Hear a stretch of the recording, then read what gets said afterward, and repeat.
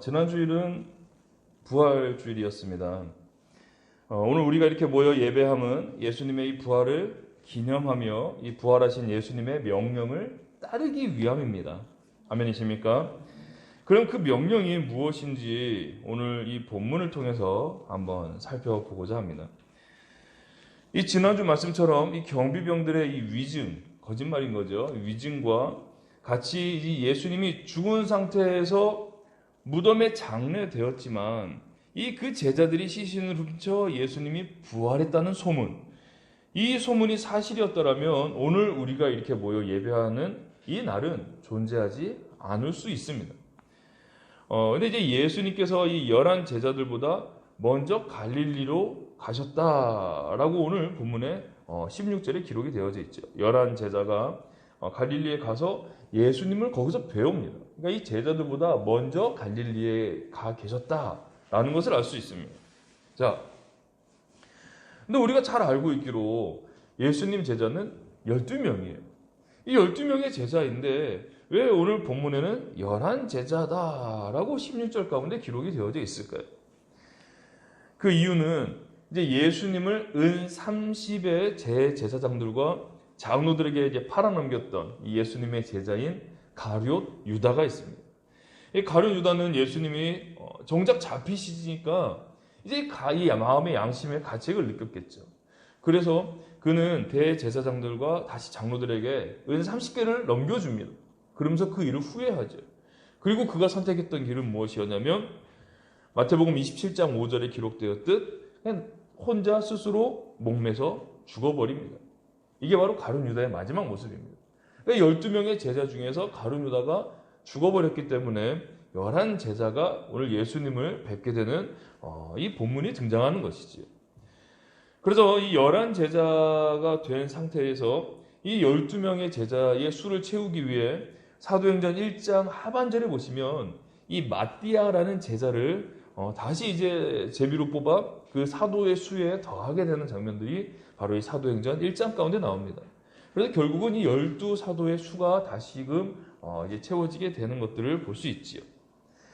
이렇듯 직접 이 예수님을 배웠고 경배했지만 아직도 의심하는 사람들이 있더라라고 오늘 이렇게 이제 17절 가운데에서 말씀을 합니다. 이 제자들조차도 예수님이 맞나? 그분이 맞나? 이렇게 아직도 의심하는 분들이 있었다는 것입니다. 그래서 누가복음 24장 39절 가운데에서 예수님이 이렇게 말씀을 하시지요. 내 손과 발을 보고 나인 줄 알라. 또 나를 만져보라. 영은 살과 뼈가 없으되 너희 보는 바와 같이 나는 있느니라. 이렇게 말씀을 하십니다. 죽었던 내가 영만 살아났더라면 이 육신이 없겠지만 나는 죽은 그대로 이 뼈와 살이 있다. 그러니까 나를 만져봐라. 내 손자국 만져봐라. 창자국 만져봐라. 라고 그렇게 이제 이야기를 한 것이지. 그렇게 말씀하시면서 그 제자들과 함께 먹을 것이 없느냐라고 해서 생선 한 토막을 같이 잡수시는 장면이 누가복음 24장 가운데 나옵니다. 그러니까 육신이 있었기에 함께 먹을 수 있었던 것들을 다시 증명해 보이신 것이지요. 자, 이렇게 제자들과 함께 40일을 지내시며 다시금 부활하신 예수님을 증거하시는 것입니다. 내가 부활했다. 내가 이야기했던 대로 다시 살아났다. 이것을 이 땅 가운데에서 40일 동안 나타내셨다라는 것이죠. 그리고 나서 예수님께서 하늘로 올라가시며 이 땅에 남은 이 제자들에게 당부하신 혹은 명령하신 그 내용이 바로 오늘 본문 말씀입니다. 그러니까 예수님이 이 땅의 마지막 모습으로 이제 하늘로 올라가시면서 최종적으로 말씀하신 그 명령이 바로 오늘 말씀이라는 것이죠. 예수님께서 말씀하시기를 하늘과 땅의 모든 권세를 예수님께서 소유하심을 먼저 말씀하십니다. 18절 가운데 하늘과 땅의 모든 권세를 나에게 주셨다. 나에게 있다. 내가 소유했다. 소유하고 있다. 이 말씀을 먼저 밝히십니다. 그 권세는 이미 천지를 창조하신 이 만유의 주인이시며 인간을 사랑하사 구원하시기 위해 대속하시기 위해 죽으심과 동시에 죽음의 권세를 이기시고 다시 부활하사 이 예수님의 권세에 대적할 존재가 그 어떠한 것도 없음을 밝히고 있는 것입니다. 모든 권세가 이미 나에게 있다. 이 사망 권세조차 승리한 권세가 나에게 있다라는 것을 밝히고 있는 것이죠. 그러한 예수님의 권세를 믿는 자, 그러한 예수님을 영접하는 자는 하나님의 자녀가 되는 권세를 주신다고 오늘 요한복음 1장 12절 가운데서 밝히고 있습니다. 그래서 예수님을 영접하는 자, 곧 그 이름을 믿는 자에게는 하나님의 자녀가 되는 권세를 주셨다, 이렇게 말씀하시죠. 이 권세를 취하는 유일한 방법이 무엇이냐면 이 예수 그리스도를 내가 영접하고 믿기만 하면 이 모든 권세를 나에게 주심을 바라볼 수 있게 된다는 것입니다. 그 권세는 마가복음 16장, 오늘 이 본문과 같은 상황을 기록하고 있는 장면인데요. 거기서도 이렇게 말씀을 하십니다. 무엇이란 말씀을 하시냐면 이 예수님을 따르는 자들에게는 이 예수님을 믿는 자들에게는 따르는 표적, 나타나는 표적이 있다라고 그렇게 이제 말씀을 하십니다. 그 표적이 무엇이냐면 예수님의 이름으로 귀신을 쫓아내며 새 방언을 말하고 뱀을 집어 올리며 무슨 독을 마실지라도 해를 받지 아니하며 병든 사람에게 손을 얹은즉 낫게 되는 권세를 주셨다. 어떤 자에게요? 예수님을 믿는 자에게는 이러한 표적이 따른다라고 말씀을 하십니다. 이런 권세를 과연 왜 주셨을까요? 사람들 모아놓고 야, 나 뱀독 마신다, 잘 봐라 라고 그렇게 하나님을 시험하는 행위들을 하라고 주셨을까요? 이 주신 이유가 과연 무엇일까요? 그것은 바로 19절 가운데서 나타내고 있는 것인데요. 모든 족속을 제자로 삼아, 모든 민족을 제자로 삼아 아버지와 아들과 성령의 이름으로 세례를 베풀어라, 세례를 주어라, 구원을 베풀어라 라는 말씀인 것이지. 마가복음 16장 15절에서도 똑같은 말씀을 이렇게 기록을 하는데요. 또 이르시되 너희는 온 천하에 다니며 만민에게 복음을 전파하라. 이것이 바로 모든 민족을 제자로 삼아라는 이 말씀과 똑같은 뜻의 말씀이라는 것입니다. 이것이 바로 오늘 본문 20절 말씀입니다. 내가 너에게 분부한 모든 것을 가르쳐 지키게 하라. 만민에게 복음을 전파하라. 그 복음을 가르쳐 지키게 해라라고 말씀하시는 것이 오늘 예수님께서 명령하신 것입니다. 우리에게 당부하신 마지막 명령, 그것이 바로 오늘 본문의 이 예수님 명령이라는 것이죠. 예수님과 함께 3년의 시간을 보낸 이 제자들에게 분부하신 것, 그것이 무엇이다? 바로 예수 그리스도를, 이 복음을 가르쳐 지키게 하게끔 그렇게 하라라고 말씀하신 것이 이 예수님의 명령이십니다. 이 본문은 누가가 기록한 이 사도행전 1장 8절에도 이렇게 기록이 되어져 있습니다. 오직 성령이 너희에게 임하시면 너희가 권능을 받고 예루살렘과 온 유대와 사마리아와 땅끝까지 이르러 내 증인이 되리라 하시니라. 이렇게 말씀을 하셨어요. 이 말씀을 하시고 나서 사도행전 1장 9절 가운데 보시면은 예수님께서 하늘로 올려져 가셨다라고 그렇게 기록을 하고 있습니다. 그러니까 마지막 하늘로 승천하시기 아주 최종적인 마지막 가운데 무엇이라 말씀하셨냐면 온 유대와 사마리아 땅끝까지 이르러 내 증인이 되라. 내가 너에게 분부한 모든 것을 가르쳐 지키게 너희가 제자를 삼아라 라고 말씀하신 것이 이 예수님의 마지막 명령이라는 것입니다. 예수님께서 하늘로 가신 후 우리를 돕는 영, 보혜사 성령께서 우리와 함께 하시며 이 예수님께서 말씀하신 이 권세의 권능을 우리가 받아 행하게 될 것을 역시 말씀하고 있는 것입니다. 이제 또 이 사도행전 말씀 가운데서 분명히 예루살렘과 온 유대와 사마리아와 땅끝, 이렇게 이제 말씀을 하시죠. 점점 점층적으로 말씀을 하십니다. 이 예루살렘, 이것은 내 삶의 반경을 말하는 것입니다. 내 가족, 내가 사는 곳, 내 가까운 혈족에 대해서 그 사람들과 더불어 예수님의 증인이 되어라 라고 말씀을 하십니다. 일단 나에게 제일 가까운 최측근들, 그들에게 예수님의 증인이 되어라. 그리고 온 유대, 내 민족, 나와 같은 말을 하며 나와 같이 생각을 하고 있는, 나의 생각과 공유하고 있는 이 민족들에 대해서도 증인이 되어라. 그러니까 우리가 대표 기도를 할 때에도 이 나라의 위정자들, 정치인들을 위해서 기도하는 것이 하나님의 뜻대로 나라를 치리할 수 있도록 기도하는 것, 그것도 필요한 부분이 맞습니다. 이 민족을 품는 기도, 이것도 분명히 사도행전 말씀 가운데 적용할 수 있는 부분이라는 것이죠. 또한 사마리아, 이 민족의 아픔을 갖고 있는 사마리아, 이 주변의 이방 민족들에게도 예수님을 증거해라 라는 말씀이시죠. 민족을 차별하지 말고 사마리아까지 이 나의 증인이 되어라 라고 말씀을 하십니다. 그리고 땅 끝까지 이렇게 점점점 점층적 더 확대해서 말씀을 하시는 것이지요. 내 삶의 반경인 예루살렘, 가까운 내 혈족과 이웃, 그리고 주변의 이방 족속들, 그리고 땅 끝까지 이르러 모든 민족에게 증인이 되어라 라고 하신 말씀이 바로 예수님의 명령이십니다. 그래서 우리가 이 전도라는 단어를 포용하는 것이 이 선교입니다. 내 삶의 반경에서 내 가족과 내 이웃과 내 민족, 나와 관계에 있는 사람들에게 예수님을 전하기는 조금 수월할 수 있습니다. 관계가 좀 성립이 되어져 있으니까요. 그러나 민족적 아픔을 줬고 지금도 뉘우치지 않고 있는 저 일본이나 지금도 독도가 자기네 땅이라고 우기잖아요. 우리나라 코앞에서 지금 미사일을 이렇게 겨누고 있는 이 북한일지라도 우리는 이 그들에게 복음을 증거해야 될 이유가 바로 오늘 이 본문, 즉 예수님의 명령이기 때문에 민족 가운데 차별하지 아니하고 모든 민족에게 복음을 전해야 될 이유가 바로 오늘 예수님의 명령이기 때문이라는 것입니다. 아멘이십니까? 또한 전쟁을 일으켜 지금 현재 이 물가 상승을 주도했던, 그리고 이 많은 우크라이나의 이 시민들까지도 대학살한 저 러시아나 저 푸틴도 예수님의 복음을 받아들이고 진정한 예수님의 제자가 되도록 우리가 그들에게도 예수님을 증거해야 될 이유가 바로 예수님의 명령이 있기 때문이라는 것이지요. 그래서 땅끝까지 이르러 그 일을 감당하지 못합니다. 우리가 어떻게 땅끝까지 이르르겠어요?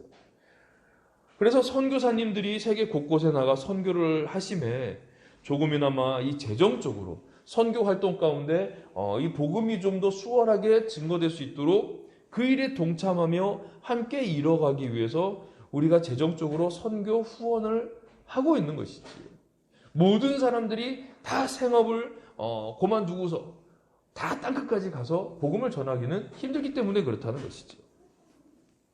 그래서 이 교회가 존재하는 이유와 목적은 분명히 아셔야 될 것이 바로 복음을 전하는 것입니다. 아멘이십니까? 그곳이 내 삶의 반경이든지 내 영향력이 미치지 못하는 땅 끝일지라도 우리는 그 일을 위해 부단히 노력하며 실천적으로 행해야 된다는 것입니다. 아멘이시죠? 그런데 목사님, 너무 힘들어요. 낯선 사람들한테 접근해서 예수님 믿으세요, 예수 믿고 구원받으세요 이렇게 말하는 거 정말 낯간지럽고 부끄럽고 저는 정말 그런 거 못해요. 저는 영업직이 아니에요. 저는 행정직이 뭐 이렇게 말씀하시는 분들 물론 계세요. 쉽지 않죠. 근데 그런 일들 가운데에도 놀라운 결과가 있는 것이 그냥 무심코 던진 예수 믿고 구원받으세요라고 무심코 던진 그 한마디에 큰 마음의 파장을 일으켜서 그 사람이 예수님을 영접하고 예수님을 믿고 복음을 전하게 되어지는 또 다른 증인이 되는 결과들이 심심치 않게 볼 수 있다는 것입니다. 그러니까 우리가 때를 얻든지 못 얻든지 끊임없이 복음을 전해야 되는, 선포해야 될 이유가 바로 여기에 있다는 것이지요.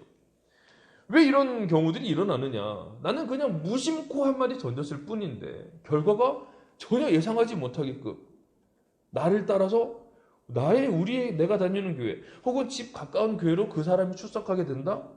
그 이유는 바로 예수님께서 이미 이 모든 하늘과 땅의 권세를 우리에게 위임해 주셨기 때문에 우리는 무심코 던진 그 말 한마디라도 그 말의 권세 가운데 숨겨져 있는 이 비밀의 영향력이 그 사람을 변화시키게 되는 결과를 나타낼 수 있게 된다는 것입니다. 아멘이십니까? 그래서 전도는 내 힘으로, 내 생각으로, 나의 계획으로 그렇게 하는 것이 아닙니다. 이미 주신 권세로 하는 것이기 때문에 우리는 그냥 실천을 해야 된다라는 것이지요. 그럼 삶의 전업을 다 그만두고 우리가 전도지를 들고 버스로 지하철로 그렇게 다니면서 그냥 많은 사람들을 대상으로 그렇게 복음을 외쳐야만 오늘 이 명령을 수행하는 것일까? 불특정 다수 이 많은 사람들에게 우리 5천만 되는 우리 한민족에게 내가 열심히 그냥 방방곡곡 다니면서 복음을 전해야만 이 명령을 수행하는 것일까? 생업을 그만둬야 되는 것인가? 자, 어떻게 생각하십니까? 우리가 주목해야 될 부분이 바로 19절에 이 제자로 삼아 이 구절과 20절에 가르쳐 지키게 하라 이 부분에 좀 우리가 주목해 볼 필요가 있습니다. 불특정 다수에게 복음을 선포하는 거 물론 필요합니다. 근데 그렇게 복음을 선포하는 것 자체가 그들을 제자로 삼는 것 그리고 그들에게 가르치고 또한 지키게 하게끔 하는 행위가 성립할까라는 부분들을 좀 볼 필요가 있다는 것이지요. 예수님께서 활동하시던 당시 이 제자로 삼는다라는 것이 과연 어떠한 것일까? 많은 이 철학자들도 그랬습니다. 일정 시간, 요즘 학교에서처럼 9시부터 수업 시작해서 50분 수업하고 10분간 쉬고 다음 2교시 시작하고 뭐 이러한 수업의 그러한 방법이 아니었다는 것이죠. 함께 먹고 함께 자고 함께 다니며 이 스승이 했던 이 이야기들을 같이 듣고 그의 생각과 더불어 자기의 생각의 확장을 열게 되는 이러한 것들 제자의 모든 삶을 바라보면서 또 다른 스승이 되어지는 과정들이 바로 이 제자 삼는 과정이었다라는 것입니다. 그러니까 이들은 단순한 어떤 학적인 그 지식적인 부분들만 외에 자기의 삶을 통하여 직접 제자로 삼는 과정들이 있었다는 것이지요. 그래서 예수님 역시 이 제자들에게 3년의 시간 동안 함께 먹고 함께 다니며 함께 기적을 행했던 그 현장 가운데서 똑같은 것들을 공유하며 경험하셨다는 것입니다. 이것이 바로 제자 삼는 것이지요. 고등학생이 담배 핀다고 이 고등학교 담임 선생님이 야 너희들 담배 끊어 금연해라 라고 이야기하면서 아유 속 터지하고 자기가 담배를 입에 물고 핀다라면 과연 이 학생이 뭐라고 생각을 하겠습니까?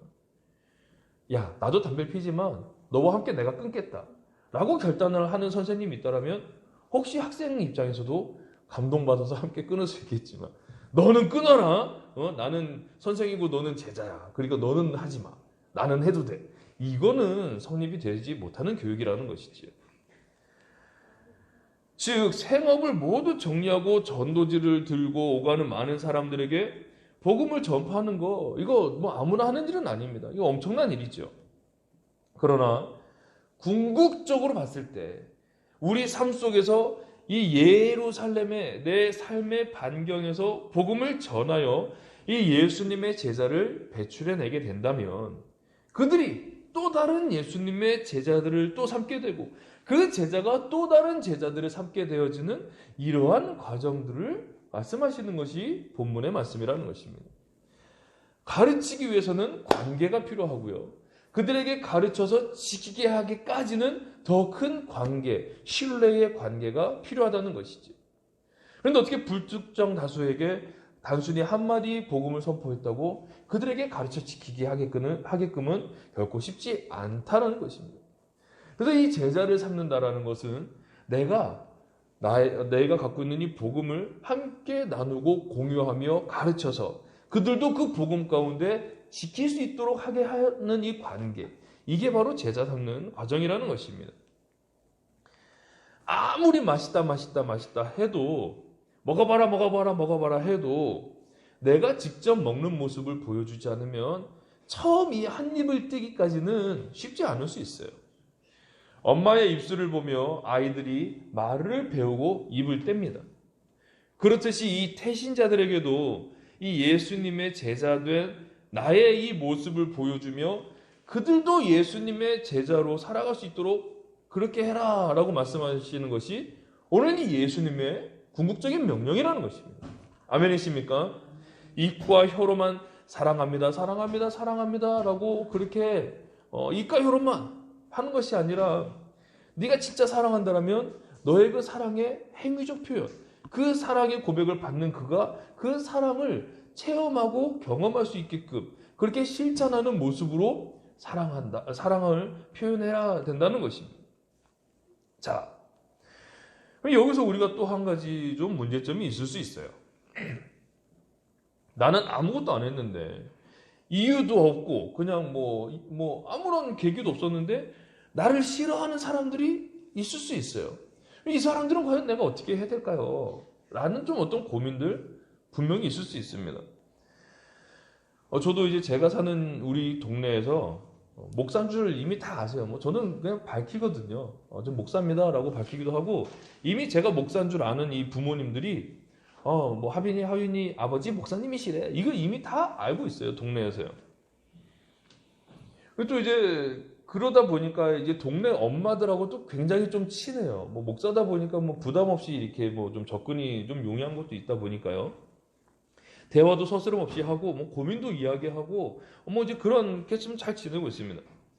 근데 유독 한 아이, 그 아이는 또 저한테 인사 되게 잘해요. 와가지고 안녕하세요 하고 또 가서 놀고 하는데 유독 그 아이의 엄마는 저를 보면 피하더라고요. 이게 느껴집니다. 이게 저기서 딱 눈이 마주쳤는데도 이렇게 피하고 외면하고 저렇게 돌아가는 게 느껴지죠. 자,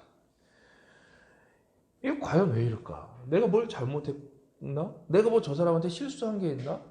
좀 마음이 좀 되게 불편했었어요.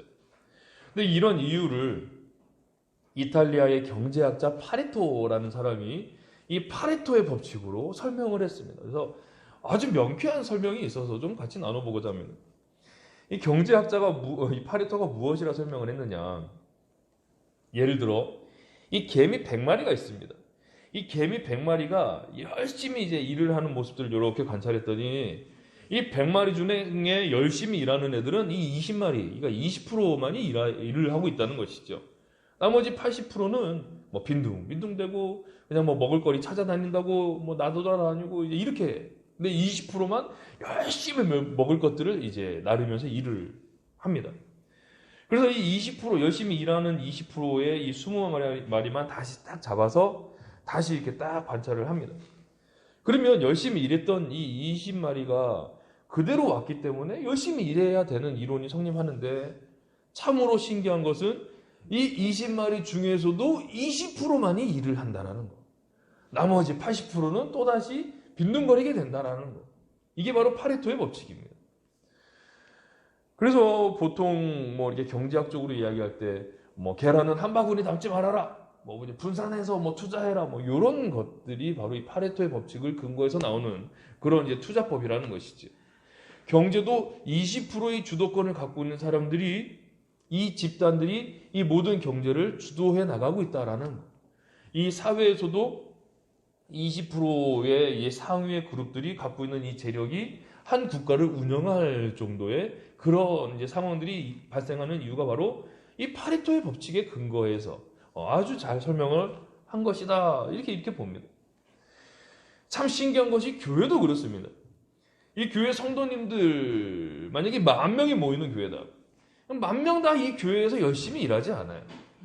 다 같이 봉사하고 다 같이 이렇지 않다라는 것이죠. 한 20%의 성도만이 열심히 최선을 다해서 봉사한다라는 거. 파레토의 법칙입니다. 인간관계도 그렇습니다. 이제 12살 된 이제 제 아들 이제 하빈이가 피아노 학원에서 이렇게 이제 피아노를 치고 있습니다. 그러면 이 피아노 방문 앞에서 여자아이 2-3명이 이렇게 넋놓고 이렇게 하빈이 오빠를 쳐다보고 있대요. 이렇게 쳐다보고 있어서 하빈이가 좀 저쪽으로 가! 라고 퉁명스럽게 이야기하고 자기 이제 피아노를 치더라는 이제 이 원장님의 증언이 있었어요. 그래서 이제 동네 공원에서 이렇게 쳐다보고 있던 이 여자아이를 이제 제가 만나서 한번 이제 물어봤어요. 아무개야, 하빈이 오빠가 왜 좋아? 그랬더니 멋있잖아요. 그렇게 이야기하면서 하빈이 오빠는 명품이에요. 이렇게 이야기를 하더라고요. 깜짝 놀랐어요. 명품이라는 단어를 써서 깜짝 놀랐습니다. 이거 하빈이가 뭘 해서가 아니에요. 제 아들이라서 제가 성향을 잘 알지만 막 사근사근하고 막 잘 챙겨주고 자기 동생 손도 안 잡고 다니는 그런 아이예요. 그런데 그냥 퉁명스럽게 저리 가! 라고 그렇게 이야기하는데도 불구하고 매몰차게 대하는데도 불구하고 그냥 그 아이들이 명품이라고 표현하면서 그렇게 하빈이를 좋아해 줍니다. 참 신기한 일이죠. 1997년도 저의 대학교 그 후배들 OT 때에 이런 일이 있었습니다. 제가 학교 방송국원으로 이제 카메라를 담당해서 그 OT 2박 3일 동안 열심히 촬영을 했어요. 모든 순간들, 모든 시간들을 다 이제 카메라 담기 위해 최선을 다해서 많은 학부의 그 이제 모임마다 다 들어가서 촬영을 했습니다. 저에게 주어진 일만 열심히 했죠. 카메라맨이 저 혼자 갔으니까 얼마나 바빴겠어요. 그런데 OT 현장에서 카메라맨으로 제가 불려지기 시작하면서 저도 모르는 사이에 엄청난 인기를 얻게 됐더라고요. 학교에서도 막 저를 보면 막 이렇게 방방방방 막 뛰면서 어쩔 줄 몰라 하는 여자 후배들이 생겼다는 것이죠. 못 믿으시겠다는 그런 눈빛들인데요. 강단에서 거짓말하진 않습니다. 저는 잘생기지도 않았고 뭐 특출나게 키가 큰 것도 아니었고 근데 그렇게 인기가 있어 본 것도 처음이었었어요. 적응이 안 되더라고요. 그래서 그렇게 이해가 안 되는 상황에 그냥 군대를 가게 됐습니다. 아마 부전자전이지 않을까 싶습니다. 뭘 해서가 아니라 저는 그냥 저에게 주어진 그 일에 대해서 열심히 최선을 다했을 뿐이고요. 우리 아들도 자기에게 주어진 피아노를 열심히 쳤을 뿐인데 그냥 그렇게 좋아해 주는 사람이 생겼다라는 거. 아무것도 하지 않아도 이렇게 광적으로 좋아해 주는 사람이 20%는 있다는 거. 이게 바로 파레토의 법칙이다. 저는 이렇게 적용하고 싶습니다. 내가 열심히 노력하고 내가 맨날 밥 사 먹이고 내가 열심히 베풀어서 나를 좋아해 주는 것이 아니라 그냥 처음 딱 봤을 때부터 저 사람 마음에 드는데 좀 내 취향인데 저 사람한텐 호감이 가네 라고 나를 좋아해 주는 사람 20%가 있다는 것이지요. 파레토의 법칙이 적용이 됩니다. 나의 절친이 내가 뭘 해줘서 내가 맨날 그 친구에게 베풀고 그 친구의 모든 것들을 다 맞춰주고 막 수발을 들어줘서 나와 30년 지기 친구가 되는 것이 아니라는 것입니다. 그냥 이유도 없고 조건도 없고 그냥 따지지도 않고 묻지도 않았는데 그냥 나를 좋아해주는 그래서 나와 중마고의 관계가 되어지는 그런 친구들이 내 삶의 인간관계 가운데 20% 나의 절친들이 생기게 된다는 것이지요. 상대적으로 20%는 이유도 없고 조건도 없고 묻지도 않고 따지지도 않고 나를 싫어할 수도 있겠구나 이런 생각을 하셔야 된다는 것입니다. 직장에서도 보거나 군대에서도 보면 뭐 군대에서 특별히 고참들이 이렇게 후임을 이렇게 괴롭힐 때 특별한 이유가 없어요. 지나가면서 너는 생긴 게 마음에 안 들어. 그리고 괴롭혀요. 다른 이유가 있어서가 아니에요. 잘못을 해서가 아니에요. 너는 그냥 마음에 안 들어. 그러고 괴롭히는 것들을 제가 군대에서 많이 경험을 했어요. 그냥 이유도 없이 그냥 나를 싫어하는 사람이 20%는 존재한다. 이게 바로 파레토의 법칙이다. 저는 이렇게 좀 말씀을 드리고 싶습니다. 다른 엄마들은 다들 저를 편하게 생각하고 저와 좋은 관계로 지냈는데 아무런 이유도 없고 그냥 목사라서 혹은 뭐 남자라서 그냥 내가 그냥 뭐 부담스러워서 이렇게 나를 피할 수도 있겠구나. 이제 이렇게 생각을 하니까 좀 마음이 좀 편안함이 좀 생겼다는 것이죠. 내가 저 엄마한테 뭘 실수했나? 내가 뭘 잘못했을까? 한때는 좀 괴로웠지만 그래. 그럴 수도 있지. 라는 생각을 하게 됐다는 것입니다. 그러니까 이제 교회에서도 뭐 임직 투표를 하거나 만약에 목사님 위임 투표를 한다.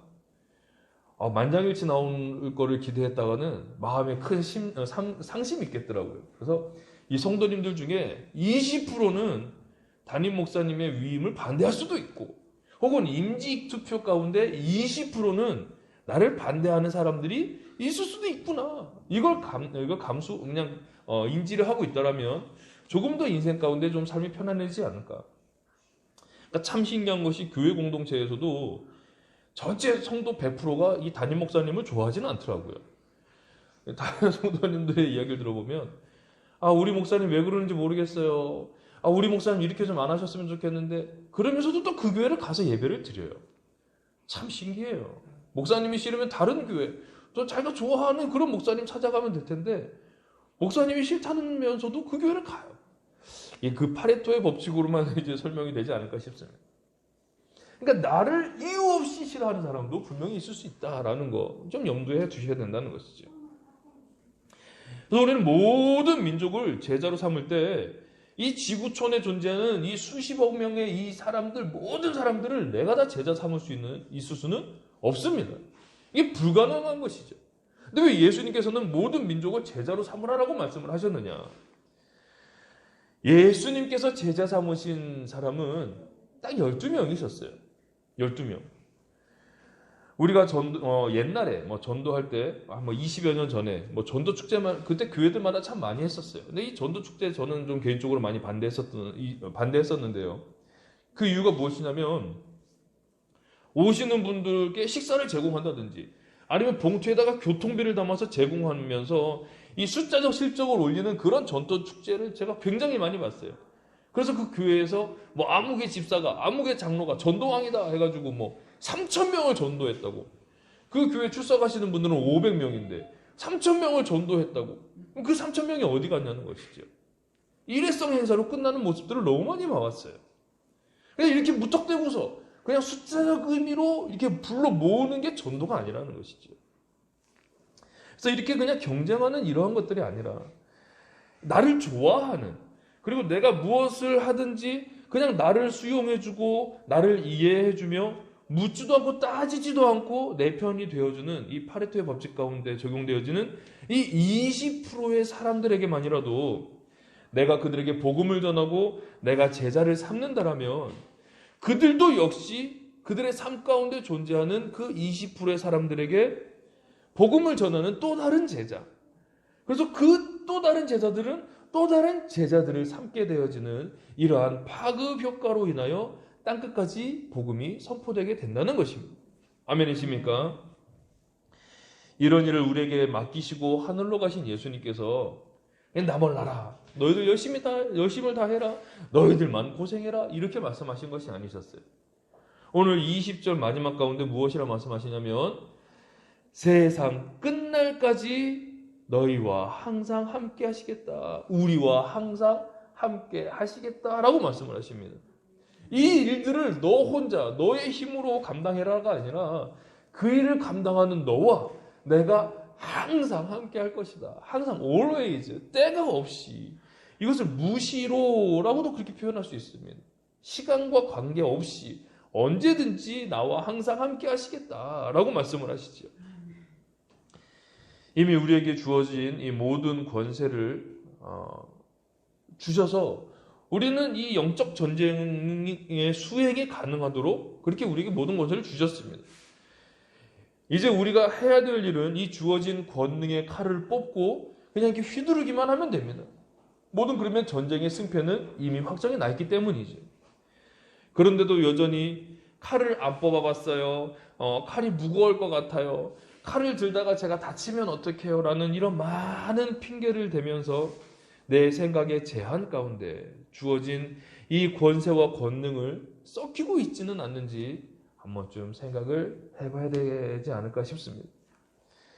내 삶의 반경인 이 예루살렘, 파레토의 법칙처럼 나를 좋아해주고 나와 함께하는 이 20%의 사람들에게만이라도 먼저 내가 담대히 복음을 선포하고 내 삶을 통해 예수님을 증거하고 가르치게 된다면 분명 그들은 예수님의 제자가 되어 또 다른 제자들을 생산해내게 될 것입니다.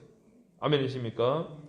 그래서 이제 우리가 새롭게 맞이하게 될 이 5월에는 우리에게 주어진 이 예수님의 권세와 권능을 잘 활용하시고 잘 사용하셔서 이 예수님의 지상 최대의 명령을 잘 수행하고 이행하는 그러한 우리 모두의 귀한 삶 되어지시기를 예수님의 이름으로 간절히 축원합니다.